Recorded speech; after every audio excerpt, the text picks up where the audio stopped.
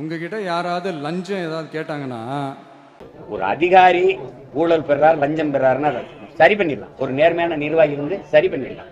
ஒரு அரசியல் தலைவன் வந்து ஊழல் செய்கிறான், லஞ்சம் செய்கிறான், மோசமான ஆட்சி செய்கிறான்னா அதை மாற்றுவதற்கான வாய்ப்பு, வலிமை மக்கள்கிட்ட இருக்கு. அடுத்த 5 ஆண்டுல மாற்றிடலாம், தூக்கி போட்டுடலாம். ஆனால் மக்கள் கரெக்ட் ஆயிட்டா, மக்களே ஊழல் மயமாயிட்டு, லஞ்சம் மயமாயிட்டா ஒன்றும் பண்ண முடியாது, ஒன்றுமே பண்ண முடியாது. ஒரு குட்டை நஞ்சாயிருச்சு, ஒரு குளம் நஞ்சாயிருச்சு, ஒரு ஏரி நஞ்சாயிருச்சு, தண்ணி எடுத்து ஊற்றிடலாம். ஒரு கிணறு நஞ்சாயிருச்சுன்னா தண்ணி இறைச்சிட்டு வேற தண்ணியை நினைச்சிடலாம். கடலே விஷமாயிருச்சுன்னா என்ன பண்ணுவீங்க? நீங்க மாறணும், ஊழல் லஞ்சத்துக்கு எதிராக நான் மாறணும், இவர் மாறணும், அவர் மாறணும். அப்போ ஒவ்வொருத்தரும் ஊழல் லஞ்சத்திற்கு எதிராக மாறினால்தான் மாறும். ஊழலை பேசி என்ன செய்யறது? இல்ல எல்லாரும் தான் பேசிட்டுக்கிறோம். நான் உங்ககிட்ட இருக்கிறேன், நீங்க ஊழல் லஞ்சத்துக்கு எதிரானவரா? நீங்க எதிரானவரா? நீங்க எதிரானவர். இங்க இருக்கிற எல்லாரும் ஊழல் லஞ்சத்தை வெறுக்கிறீங்க, எதிர்க்கிறீங்க. யார் கொடுக்குறா, யார் வாங்குறா? பதில் இருக்கா? நாட்டுல எல்லாருமே ஊழல் லஞ்சத்தை எதிர்க்கிறீங்க, வெறுக்கிறீங்க.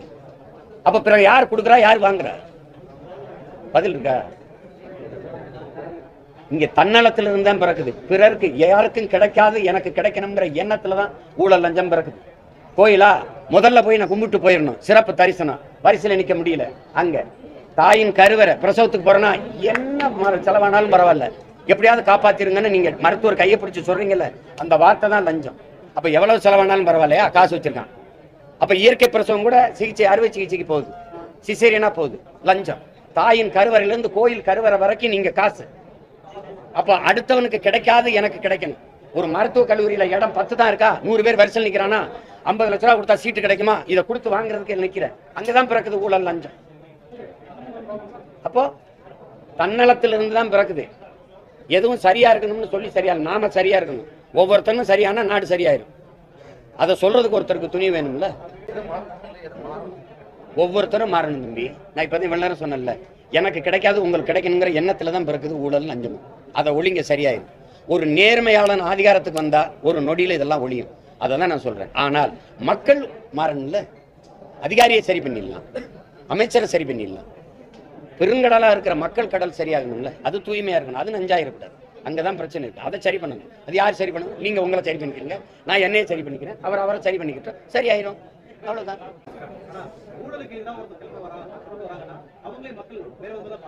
அப்படிதான். நீங்க இயேசுவை சிலுவையில நபிகளை கல்லார் எடுத்தீங்க. நபிகள் போய் கேட்கிறாரு, என்னையுமா எரிவாங்கன்னு கேட்கிறாரு.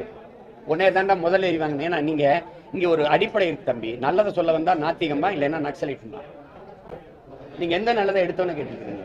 மக்களின் மனநிலை தான். தனக்கு பாதிப்பு ஏற்படும் பாருங்க, தனக்கு பாதிப்பு வந்தவங்க.